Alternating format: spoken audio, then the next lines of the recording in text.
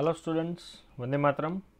Welcome to all of you in the session number 9 of chapter number 9 Biomolecules. Up to the last session बहुत सारे examples हम लोगों ने biomolecules के discuss किए थे, जैसे कि protein, amino acid, carbohydrate, nucleic acid, lipid, fat, glycerol क्या है और उनके स्ट्रक्चर्स क्या है, उनके इंपॉर्टेंस क्या क्या। नेक्स्ट पॉइंट है dynamic state of body constituent. Dynamic का एक सिंपल मतलब होता है एक्टिव स्टेट। सो बॉडी के कंस्टिट्यूएंट का एक्टिव स्टेट मतलब क्या है, तो वो है कंसेप्ट ऑफ मेटाबॉलिज्म। मेटाबॉलिज्म मतलब आपको पता है एनाबॉलिज्म और कैटाबॉलिज्म के बीच का एडिशन। सो मेटाबॉलिज्म मतलब जितनी भी बायोकेमिकल रिएक्शंस बॉडी के अंदर परफॉर्म होती है उनका कंसेप्ट क्या है। So this is the active state of body constituent. So what we have learn till now is that living organisms.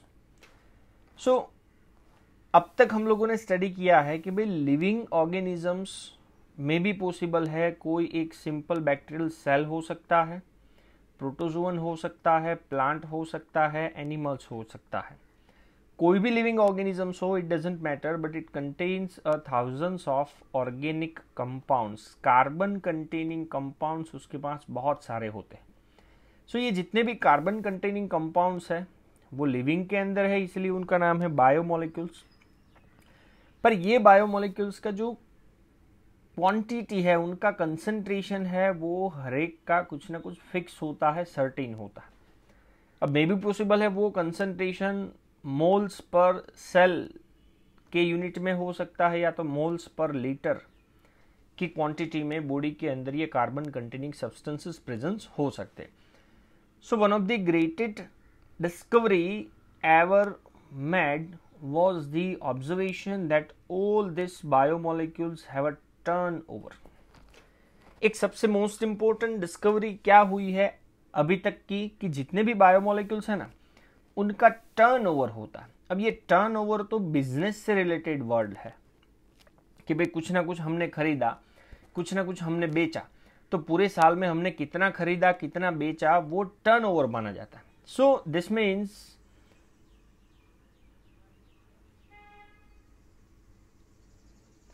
they are constantly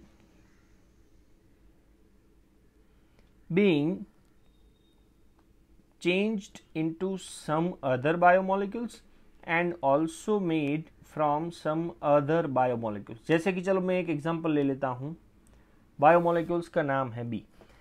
अब ये बायोमोलिक्यूल्स कंटिन्यूअसली किस में से बन रहा है, ए में से, और कंटिन्यूअसली बी का कन्वर्जन किस में हो रहा है, सी में। सो बी जो है वो कंटिन्यूअसली ए में से बनाया जा रहा है और सी में कन्वर्ट होता जा रहा है। सो इसीलिए इसको बोला जाता है टर्न ओवर। सो ए के अंदर कुछ ना कुछ ब्रेकिंग होगा, उसको तोड़ा जाएगा और बनाएंगे बी, और बी के अंदर कुछ ना कुछ मेकिंग करके, चेंजेस करके क्या बनाएंगे, सी। सो ये जो ब्रेकिंग और मेकिंग है is through the chemical reactions constantly occur in the living organisms. तो ये टर्नओवर की वजह से कोई सब्सटेंस का प्रिपरेशन करना या तो कोई सब्सटेंस का as a raw material utilization करने के लिए हम लोगों को यूटिलाइज करना है केमिकल रिएक्शंस का, जो केमिकल रिएक्शंस लिविंग बॉडी के अंदर कॉन्स्टेंटली परफॉर्म होते रहती है। सो ये जितनी भी केमिकल रिएक्शंस है सभी को मिला जुला के बोला जाता है मेटाबॉलिज्म। नाउ जितनी भी मेटाबॉलिक रिएक्शंस है are result in the transformation of biomolecules. Transformation मतलब आप लोग सिंपल लैंग्वेज में बोल सकते हो एनी टाइप्स ऑफ चेंजेस। तो ये मेटाबॉलिक रिएक्शंस की वजह से बायोमोलिक्यूल्स के अंदर अलग अलग टाइप का चेंजेस होता रहता है। जैसे कि आपको थोड़े से एग्जांपल्स दिए हुए हैं, a few example for such metabolic transformation. Example number 1, removal of carbon dioxide from amino acids making in amino acid into an amine. चलो कि भाई एमिनो एसिड है, उसमें से आप कार्बन डाइऑक्साइड का मॉलिक्यूल निकाल लो तो एमिनो एसिड का कन्वर्जन किस में हो जाता है? एमाइन में। Example number 2, removal of amino group from nucleotide base. NH2 group को न्यूक्लियोटाइड के बेस जो है उसमें से निकालना, जैसे कि adenine, guanine, cytosine, uracil, thymine में से एमिनो ग्रुप को निकालना। नंबर 3, हाइड्रोलिसिस, वाटर के प्रेजेंस में ग्लाइकोसाइडिक बॉन्ड को तोड़ना डाइसेक्राइड के। जैसे कि चलो मैं आपको एक एग्जांपल दे देता हूं, माल्टोज है, तो माल्टोज को तोड़ने के लिए मैं वाटर का एक मॉलिक्यूल दूंगा और एंजाइम दूंगा, जो एंजाइम का नाम होगा माल्टेज। तो मुझे 2 मॉलिक्यूल्स किसके मिलेंगे? एक मॉलिक्यूल होगा ग्लूकोज का और अगेन दूसरा एग्जांपल होगा ग्लूकोज का। सो ऐसे तो थाउजेंड्स ऑफ एग्जांपल्स हमारे पास है जो बायोकेमिकल रिएक्शंस के हैं, जो कोई ना कोई एक कंपोनेंट को दूसरे कंपोनेंट के अंदर ट्रांसफॉर्म करने के लिए रिस्पॉन्सिबल माना जाता है। Now majority of this metabolic reactions के जितने भी एग्जांपल्स है are do not occurs in isolation. कभी भी ये रिएक्शन सेपरेट नहीं होती है, but always are linked to some other reactions. कभी भी एक रिएक्शन सेपरेटली काम नहीं करती है, पर majority number of reactions are linked to the some other reactions. तो दूसरे वर्ड में हम लोग बोल सकते हैं कि भाई metabolites means we can say that end product of metabolic reaction.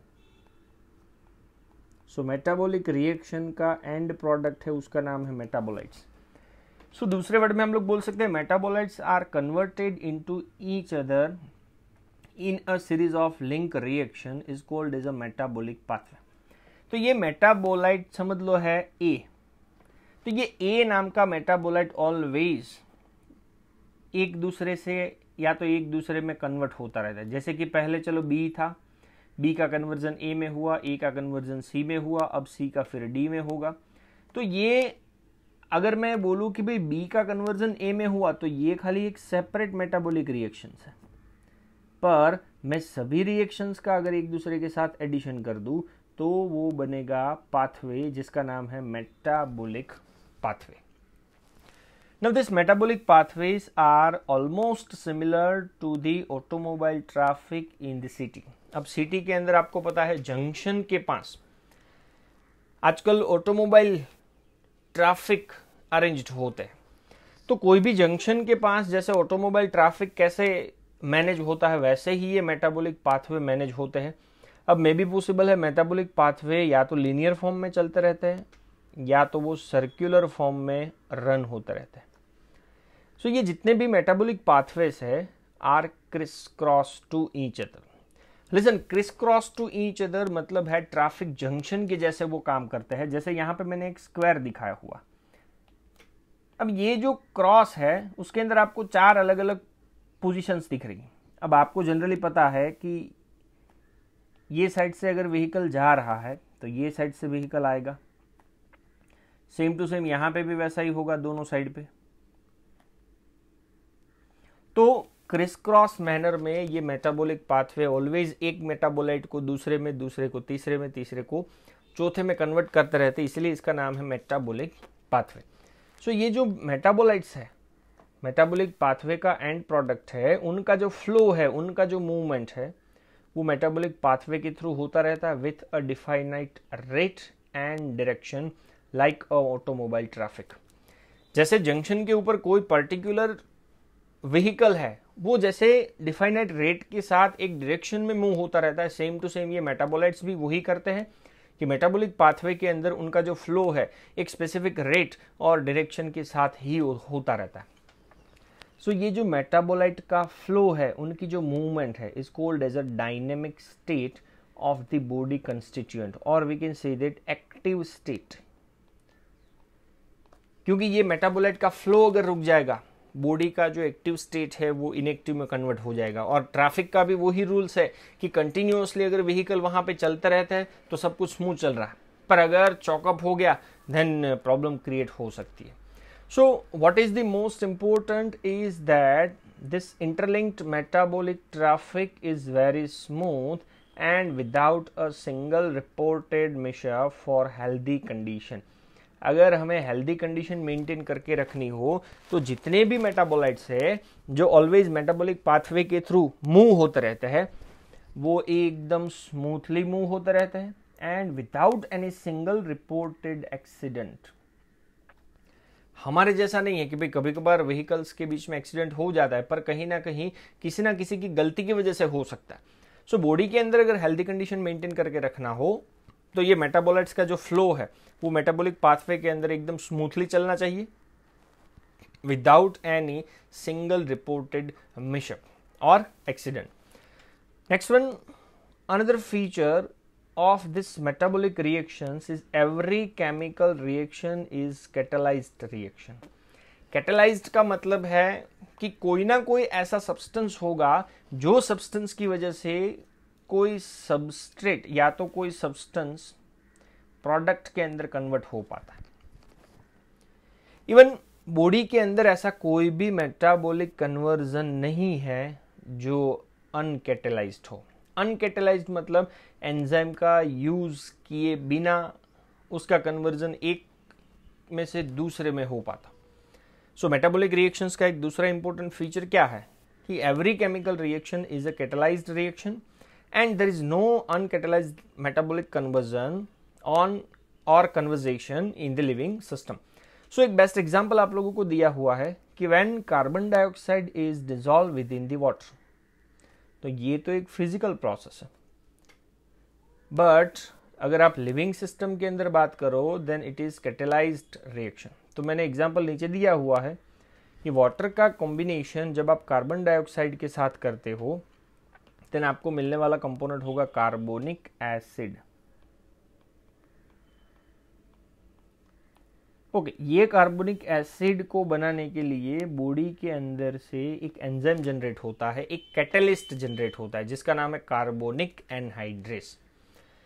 So actual में ये कैटलिस्ट का काम क्या है, एंजाइम्स का काम क्या होता है. So catalyst which hasten increase the rate of given metabolic conversation are also protein. तो ये कैटालिस्ट जैसे कि आपको एग्जांपल दिया कार्बोनिक एनहाइड्रेस, काम क्या है, इन दोनों को जोड़ के H2CO3 बनाने की स्पीड बढ़ाता है. पर ये जो कार्बोनिक एनहाइड्रेज नाम का एंजाइम है नेचर वाइज क्या होता है, प्रोटीन. पहले भी मैंने आपको बताया हुआ है जितने भी एंजाइम्स है all are nature wise proteins. So this protein with catalytic power, और उनको क्या बोला जाता है, एंजाइम्स. तो ऐसा प्रोटीन जिसके पास कैटालिटिक पावर हो, एक सब्सटेंस को दूसरे के अंदर कन्वर्ट कर सकता हो स्पीड में, उसे बोला जाता है enzymes. So this all are related with the dynamic state of body constituent, means we can say that metabolic pathway का एक just introduction. Now उसकी जैसा एक दूसरा point, metabolic basis of living. कोई भी लिविंग बॉडी के अंदर का metabolic basis क्या है. सो कोई भी लिविंग बॉडी के अंदर परफॉर्म होने वाला मेटाबॉलिक पाथवे जो होता है आर ऑफ टू टाइप्स. तो कोई भी मेटाबॉलिक पाथवे के अंदर जनरली क्या होता रहता है, पहली पॉसिबिलिटी ये है कि whether it is more complex structure from a simpler structure. मतलब कॉम्प्लेक्स स्ट्रक्चर बन रहा है किस में से, सिंपल में से. सो जस्ट हम लोग बोल सकते हैं सिंपल का कन्वर्जन हो रहा है कॉम्प्लेक्स में. जैसे कि एग्जांपल है acetic acid become a cholesterol. तो यहाँ पे एज अ सिंपल हमें कौन कंसिडर करना है, तो एज अ सिंपल आप कंसिडर करोगे एसिटिक एसिड, और एज अ कॉम्प्लेक्स आप कौन कंसिडर करोगे, कोलेस्टेरॉल. तो या तो पहली पॉसिबिलिटी ये हो सकती है, और दूसरा lead to a simpler structure from a complex structure.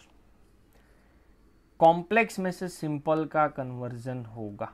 जैसे कि एग्जांपल आपको दिया हुआ है कि भाई कॉम्प्लेक्स है ग्लूकोज, और वो ग्लूकोज का कन्वर्जन हो रहा है किस में से, lactic acid.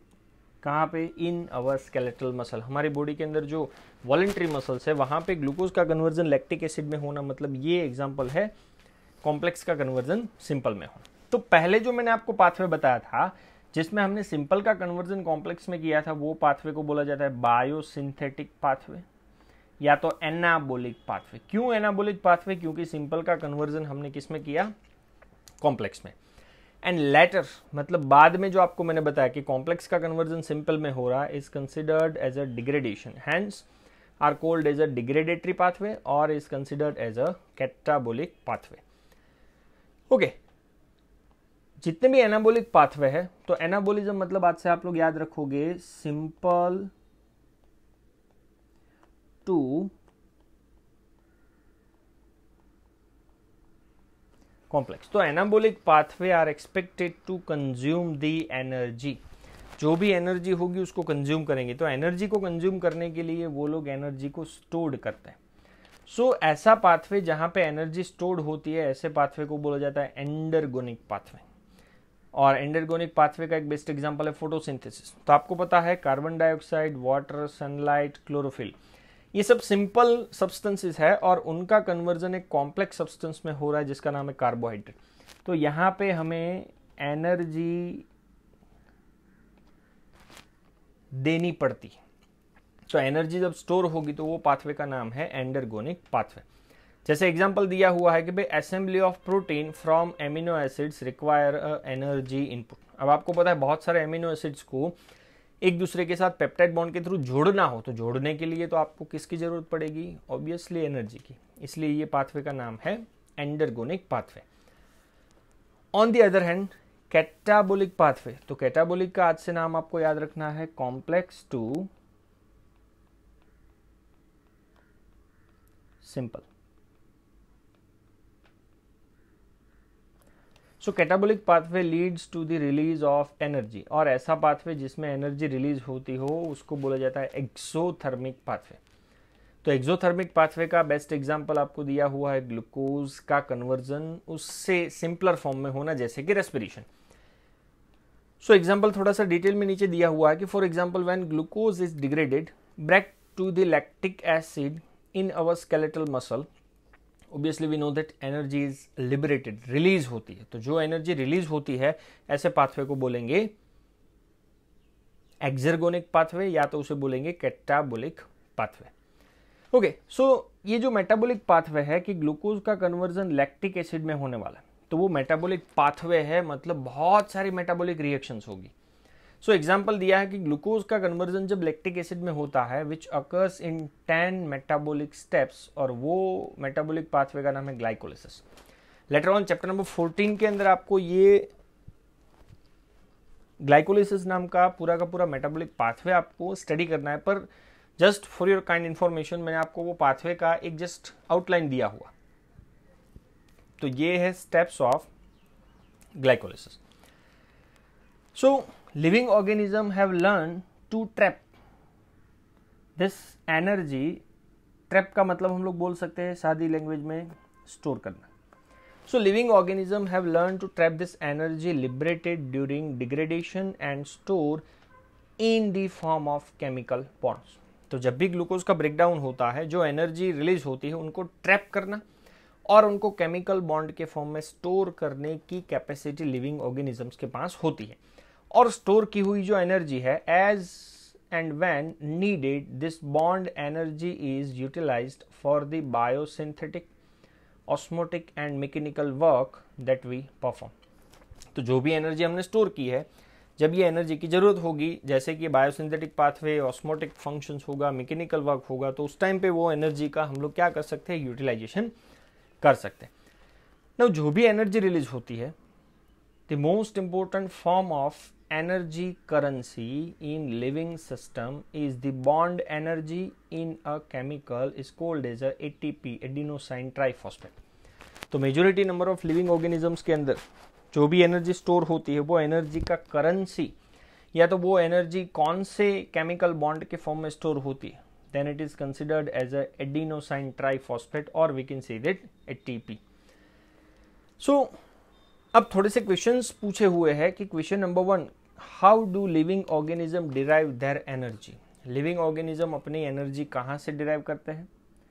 Number 2, what strategies have they evolved, कौन से स्ट्रेटेजीज एनर्जी डिराइव करने के लिए उन लोगों ने इवॉल्व की है। Number 3, how do they store this energy and in what form? कैसे एनर्जी को स्टोर करते हैं और किसके फॉर्म में, जो आपको मैंने बताया in the form of ATP. And number 4, how do they convert their energy into the work. तो जो एनर्जी की बॉडी के अंदर है उसको काम के अंदर कैसे कन्वर्ट कर सकते हैं. तो ये जितने भी क्वेश्चंस आपको पूछे हुए हैं, you will study and understand all this under a sub discipline is called as a bioenergetics. So ये bioenergetics चैप्टर नंबर 13 एंड 14 के अंदर आपको डिटेल में डिस्कस करना है, तब जाकर के ये सभी क्वेश्चंस के आंसर आप लोगों को मिल पाएंगे. So this all are related with the dynamic state of body constituent and metabolism for living state. Thank you very much. जय हिंद.